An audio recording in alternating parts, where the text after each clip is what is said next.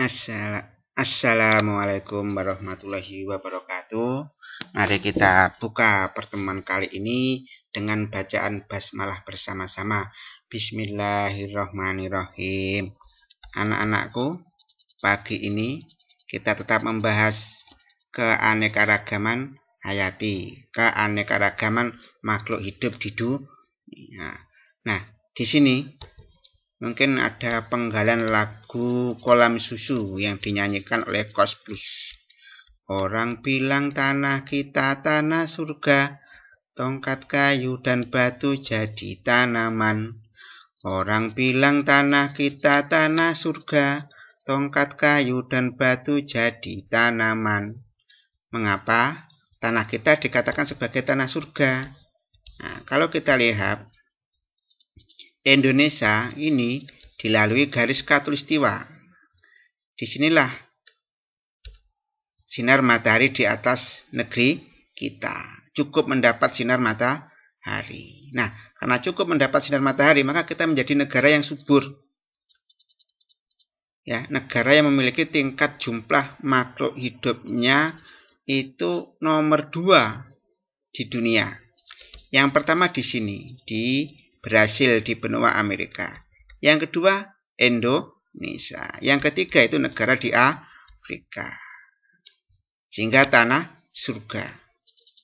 Seorang profesor Mesir berkunjung ke Indonesia mengatakan Indonesia adalah sepotong surga yang ada di dunia. Sehingga ini kita akan membahas tentang keanekaragaman hayati, keanekaragaman makhluk hidup di Indonesia. Bisa dilihat di halaman 39 sampai 46. Tujuan pembelajaran kali ini, yang pertama, siswa dapat menjelaskan keanekaragaman flora. Flora itu tumbuhan di Indonesia. Yang kedua, siswa dapat menjelaskan keanekaragaman fauna. Fauna itu tumbuhan. Fauna itu hewan yang ada di Indonesia. Flora itu tumbuhan, fauna itu hewan. Yang ketiga, siswa dapat menyebutkan manfaat keanekaragaman hayati di Indonesia. Yang ketiga, siswa dapat menyebutkan upaya pelestarian keanekaragaman hayati yang ada di Indonesia. Nah, kita akan membahas keanekaragaman hayati itu meliputi flora, fauna. Flora itu tumbuhan. Kita akan membahas persebaran flora di Indonesia. Persebaran tumbuhan di Indonesia. Flora di Indonesia itu termasuk flora Malaysiana. Meliputi ini Indonesia, Filipina, Malaysia, dan Papua Nugini. Itu termasuk flora Malaysiana. Kalau kita lihat pulau-pulau dengan keanekaragaman makhluk hidupnya. Pulau Kalimantan itu paling tinggi tingkat keanekaragaman hayatinya. Lalu yang sedikit itu ya Jawa, Sulawesi, dan Maluku. Itu sedikit tingkat keanekaragaman hayatinya. Maaf, di Indonesia itu sekitar 30% spesies tumbuhan hewan itu di dunia ada di Indonesia. Nah, persebaran flora tumbuhan di Indonesia. Tumbuhan Indonesia itu termasuk tumbuhan famili Dipterocarpaceae. Tanaman yang menghasilkan bijinya bersayap seperti ini. Contohnya tanaman famili Dipterocarpaceae itu apa? Keruing, bijinya bersayap. Ramin, meranti, sama pohon kapur. Nah, hutan yang ada di Indonesia itu termasuk bioma hutan tropis. Cirinya apa? Pepohonannya berkanopi rapat. Kanopi itu atap. Karena saking lebatnya, maka daun-daun ini mirip atap menaungi di bagian bawahnya. Sehingga kalau kita di hutan tropis, maka di bawahnya itu teduh. Karena di atasnya dedaunan yang menutupi bagaikan atap. Lalu pada tumbuhan hutan tropis banyak tumbuhan liana. Tumbuhan yang Ya. Tanamannya apa di bima hutan tropis? Ada mangga, ada durian, ada sukun, lalu ada juga rotan. Nah, persebaran flora di Indonesia, kalau tumbuhan endemiknya apa yang ada di Indonesia? Tumbuhan endemik itu tumbuhan apa? Tumbuhan endemik itu adalah tumbuhan yang hanya ada di Indonesia, tidak ada di negara lain. Ini Rafflesia arnoldi yang ada di Sumatera Barat. Mengapa disebut Rafflesia arnoldi? Karena penemunya orang Inggris yang bernama Raffles. Lalu ada tanaman anggrek hitam. Ini ada di Kalimantan Timur. Ini hanya ada di Indonesia, tidak ada di negara yang lain. Nah, bagaimana kalau persebaran fauna di Indonesia? Fauna itu adalah hewan. Pada tahun 1859,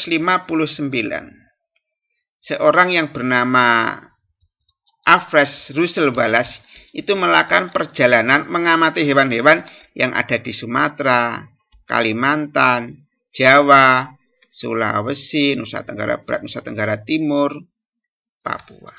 Dia melihat hewan-hewan yang ada di Kalimantan, Jawa, Sumatera berbeda dengan ada di Sulawesi, Maluku, dan Papua. Sehingga membagi ini adalah dua fauna. Pertama, fauna asiatis. Yang kedua adalah fauna Australia. Lalu diteruskan lagi seorang ilmuwan hewan namanya Weber. Dia mengulang penelitian hewan-hewan yang ada di Kalimantan, Sumatera, Jawa, Sulawesi, Maluku, Papua. Ternyata hewan-hewan yang di Sulawesi, di Nusa Tenggara Barat, Nusa Tenggara Timur, berbeda dengan hewan-hewan yang ada di Maluku dan Papua. Sehingga Weber itu membagi hewan itu ada tiga fauna. Fauna oriental, fauna peralihan, dan fauna Australia. Mengapa kok hewan-hewan ini sama? Berbeda dengan hewan di Sulawesi, di Maluku, Papua. Atau hewan di Sulawesi berbeda dengan hewan-hewan yang ada di Kalimantan, Sumatera, Jawa. Karena kemungkinan pulau Sumatera, Jawa, Kalimantan bersatu dengan benua Asia. Pulau Sulawesi, Nusa Tenggara Barat, Nusa Tenggara Timur menjadi pulau tersendiri, terpisah dengan pulau yang lain. Lalu Maluku, Papua bersatu dengan benua Australia. Nah, di sini fauna di Indonesia itu terbagi menjadi tiga fauna. Yang pertama adalah fauna asiatis, oriental, fauna peralihan, dan fauna Australia. Kalau hewan-hewan yang dapat dikatakan hewan endemik hanya ada di Indonesia, tidak di negara lain, itu ada di fauna peralihan, yaitu salah satunya Pulau Komodo, babi rusa itu hanya ada di Indonesia, tidak ada di negara yang lain. Itulah kekayaan hewan-hewan yang ada di Indonesia. Nah, di sini ini soal yang pertama, nanti kamu kerjakan, tulis di buku, difoto, dikirim ke e-learning ke tugas pengetahuan. Ini fauna asiatis atau oriental itu ciri-cirinya apa? Ada di pulau mana saja? Contohnya hewan apa? Fauna Australian. Ciri-ciri hewannya bagaimana? Ada di pulau apa saja? Contohnya hewan apa? Fauna peralihan ciri-cirinya apa? Ada di pulau mana saja? Contohnya hewan apa saja. Itu soal yang pertama. Nah, Indonesia memiliki keanekaragaman hayati yang tinggi. Apa manfaatnya? Yang pertama, sebagai sumber pangan. Pohon jagung, mak jagung, padi, sandang, misalnya hewan-hewan bulu domba itu bisa digunakan sebagai pakaian. Kapas sebagai bahan sandang. Lalu ada mengkudu, sumber kesehatan, obat-obatan, jahe, kunyit, lengkuas. Yang kedua, manfaat keanekaragaman hayati, sumber plasma nutfah. hutan itu ada berbagai macam tumbuhan hewan yang mempunyai sifat-sifat unggul. Yang ketiga, manfaat keanekaragaman hayati yaitu mempertahankan keberlanjutan ekosistem. Artinya di Indonesia itu kan ada hutan tropis yang sangat lebat. Itu berfungsi sebagai paru-paru dunia. Paru-paru itu menghasilkan, artinya ketika fotosintesis di sini, tumbuhan itu menghasilkan oksigen untuk keberlangsungan ekosistem di dunia dan mengambil karbon dioksida sehingga udara menjadi bersih. Lalu keanekaragaman hayati sebagai lahan penelitian dan pengetahuan. Kita punya Taman Nasional Meru Betiri, Taman Nasional Baluran. Itu menjadi studi lapangan bagi pembelajaran biologi, sumber penelitian bagi para ilmuwan, dan menjadi tempat wisata. Manfaat keanekaragaman hayati sebagai sumber pendapatan devisa negara, pohon rotan untuk kerajinan rumah tangga. Lalu ada karet. Lalu keanekaragaman hayati sebagai tempat rekreasi. Nah, di sini yang soal yang kedua, sebutkan 4 kegiatan manusia. Sebutkan 4 kegiatan manusia yang dapat meningkatkan keanekaragaman hayati. Lalu sebutkan 4 kegiatan manusia yang dapat menurunkan keanekaragaman hayati. Nah, pemerintah sebetulnya sudah berupaya melestarikan keanekaragaman hayati, yaitu dengan program pelestarian in situ dan pelestarian ex situ. Apa itu perbedaan in situ dan ex situ? Pelestarian in situ yaitu pelestarian makhluk hidup di habitat aslinya. Komodo itu ada di Nusa Tenggara.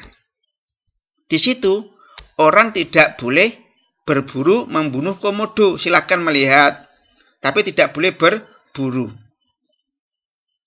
Nah, karena dilindungi. Mengapa? Hewan ini hanya ada di Indonesia, tidak ada di negara lain. Sehingga banyak para wisatawan ingin melihat hewan komodo. Kalau membunuh, berburu, maka akan dikenai sanksi pidana. Pelestarian ex situ, apa itu pelestarian ex situ? Pelestarian ex situ yaitu pelestarian makhluk hidup di luar habitat aslinya. Ini contoh penangkaran orang hutan misalnya. Itu bukan di habitat aslinya, tapi ditempatkan di buah kebun binatang atau taman satwa. Nah, ada beberapa upaya pemerintah dalam meningkatkan keanekaragaman hayati. Yang pertama, dibangun taman nasional. Apa itu taman nasional? Kawasan konservasi dengan ciri khas tertentu yang dikembangkan untuk tujuan penelitian, ilmu pengetahuan, dan rekreasi alam. Di Jawa Timur itu ada ini, di Banyuwangi, Baluran, Taman Nasional Baluran. Ini menjadi tempat rekreasi, penelitian, dan pengetahuan.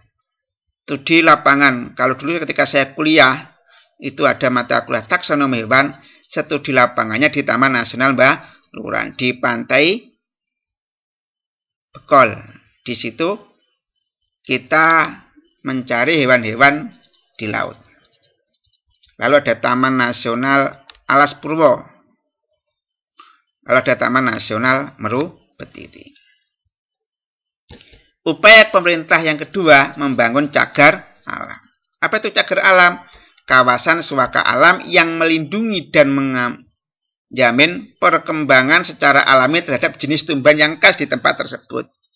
Contohnya, perlindungan cagar alam di Gunung Arjuna, cagar alam Lali, Jiwo, Jawa Timur. Itu melindungi pohon alpin dan pohon cemara. Kalau cagar alam itu tumbuhan yang dilindungi.